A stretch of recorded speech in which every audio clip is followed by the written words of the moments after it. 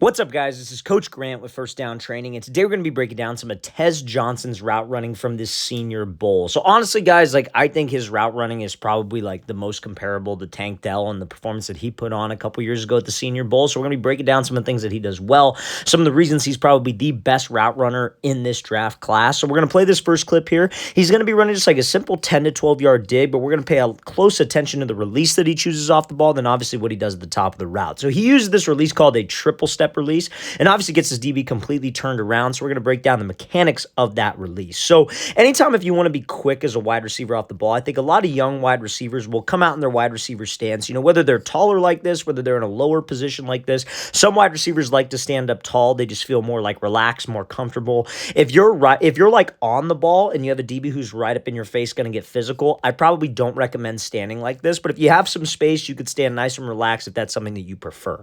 But a lot of receivers come from this position of no momentum, then they try to get into their release, and they're trying to create speed as they're taking their steps on their release. You have to be able to create speed out of your stance, and doing something called a kick step with this back foot is a great way to do it. You look at all top wide receivers in the NFL, Justin Jefferson, Devontae Adams, or top route runners, they all have this when it comes to their press releases. So this kick step is where you kick your back foot behind your front foot. Now, it's just a way to kind of load up your hips, because as a DB in press coverage, his eyes are supposed to be on our hips, so we have to be able to sell my releases with my hips, and my hips got to be able to explode, for lack of a better word, right? So the kick step kind of helps you load up and do that, because bringing this back foot behind your front foot kind of it's almost like a spring with your hips. But two, when you do this move quickly, it creates some energy, it creates some speed. So that gets him into the 3 steps of his release. So a triple step release is exactly how it sounds. You do this kick step, and then it's just a simple right, left, and then right. So on the second right step, that's the step that sells it. So he does this kick step, right? So he kicks 1, 2, 3. Now on this third step, this is where obviously we make our money as a wide receiver. DB is in press man coverage, so his eyes are going to be on our hips. Anytime the wide receivers work a release, you almost got to think that your belly button is trying to turn opposite of where you are trying to go. You want your upper body to be separate from your lower body. That's a concept called dissociation, which is just a fancy word for separation. Now, when he throws this move, again, you see how his belly button starts to turn. One of the common mistakes that wide receivers will make, and this is what makes him very dangerous off the ball, wide receivers, when they do this and they try to sell with their hips, this right toe starts pointing over here towards the sideline.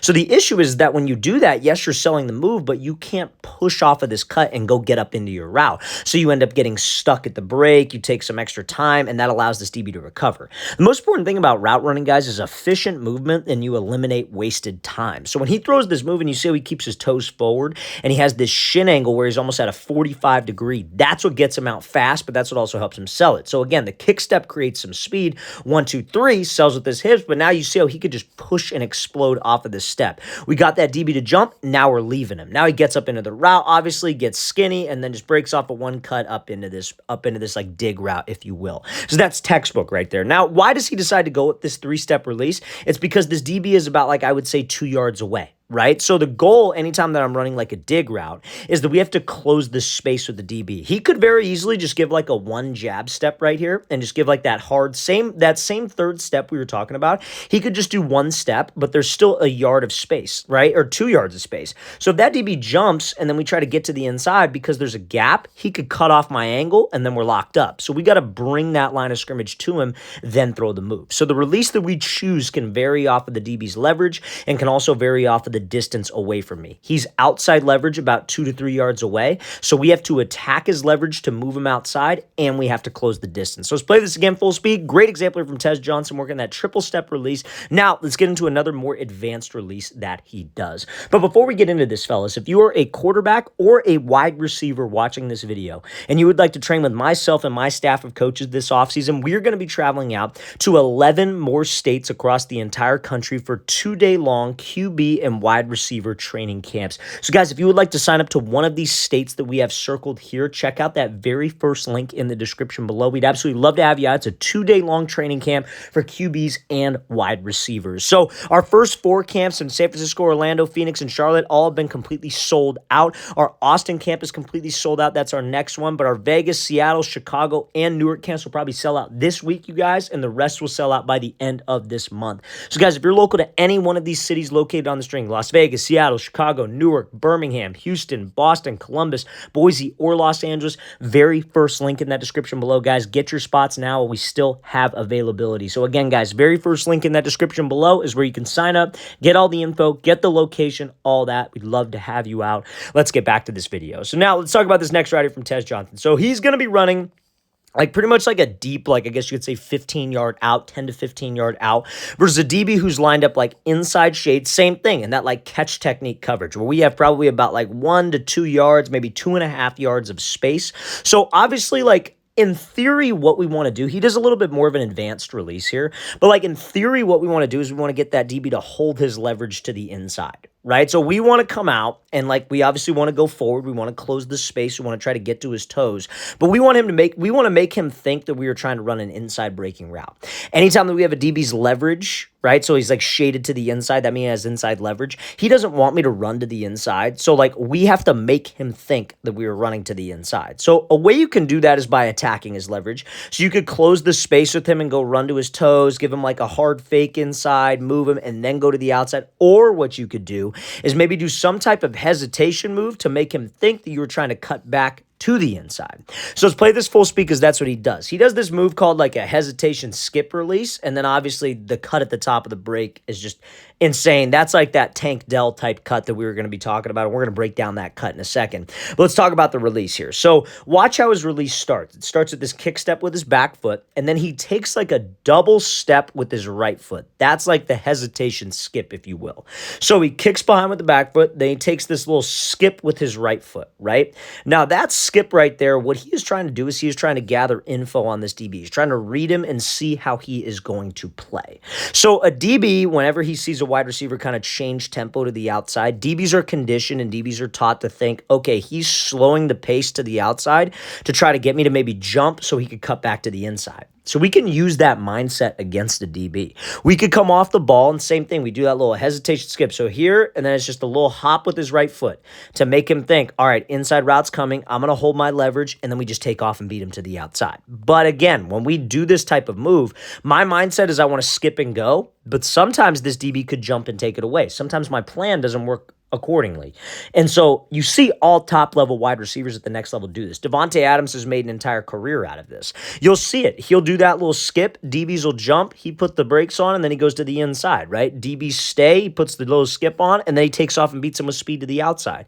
Because on his skip, you see how he is going vertical, and he's closing the gap with the DB, we're making him make a decision. If he does this skip and there's still like a 2.5 yards of space, like let's say he skips this way, that DB could sit to the inside, and when he takes off and go, he could cut off the angle. Remember, just like the last example, we always want to close space and always want to bring that line of scrimmage to the DB's toes. So when he does that little skip, he's closing space. He's moving vertical. Make this DB make a decision. So this DB sits inside. But remember, if he jumps outside, what we could do, just put the brakes on with the left foot and take the inside release on the out route and then go work your route. But because he stays inside, he decides to beat him with speed up into this route. And at the end of the day, guys, when it comes down to press, the goal is just to make sure that this dude doesn't get hands to disrupt timing with the quarterback. And can I keep spacing? He's running an out route. We just got to make sure we give the quarterback enough space to throw us or lead us to the sideline. So when he's bursting up, this is that like Tank Dell-esque type cut at the top of the break. Anytime that I'm in this position with the DB, my goal is always to get him to open up the gate, which means I want his hips and I want his shoulders facing the opposite end zone. So, or facing the end zone, if you will, like the end zone we're going towards, because that means that if I decide to make a cut, I'm going to have a better chance at getting separation. How I do that is I have to focus on selling vertical. At this point, as soon as he comes off the release, our mindset is I'm trying to make this look like a fade until it is not a fade. So how we do that is by selling the route with, it's about frequency. It's about the frequency of three things. And by frequency, I mean keeping things the same. It's about the frequency of your body language, frequency of your speed, and frequency of your stride length. And those are three things that he has. And that makes guys very, very tough to guard because this DB has no idea when we're cutting. We can't give away any indicators. So you see when he comes off from this point, start of the route all the way to the end of the route. Does his speed change? Does his body language change? Does his stride change? No, he's able to just cut right in stride, right on a dime, and you see the amount of separation we're able to get, and it makes that DB look foolish. That's the goal, you guys. That is like when it comes down to route running, that is everything. So you see now, again, it doesn't look like he's running as hard as he possibly can. It's like a controlled speed. Remember, it's about the frequency. A lot of guys love to slow down to make that cut. A lot of guys like to raise up tall to slow themselves down to make that cut. A lot of guys take choppy steps before they make that cut. All three of those things slow you down, and that lets that DB know, okay, a break's coming. But if we can maintain that frequency, then be able to just cut right on a dime, that is very, very tough to guard, and you will get open a lot easier as a wide receiver. So that's why I think Tez Johnson's so dangerous. His release game is on point, and then obviously he knows about selling vertical to the route and cutting on a dime with no indicators. That's the key for every single wide receiver. If you want to get more separation, that is ultimately how you would do it.